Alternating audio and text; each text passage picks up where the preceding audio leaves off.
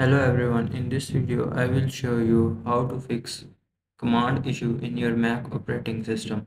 So before starting the video, please subscribe the channel and press the bell icon. So to solve this issue, go to System Settings and click on Accessibility, then click on Keyboard.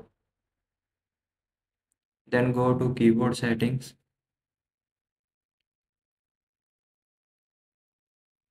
open Keyboard Shortcuts,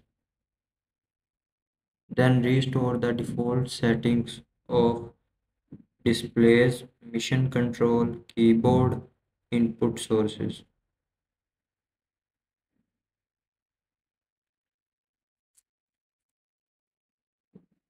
Then click on Done and restart your PC. Hope you liked the video. Please don't forget to subscribe the channel and press the bell icon.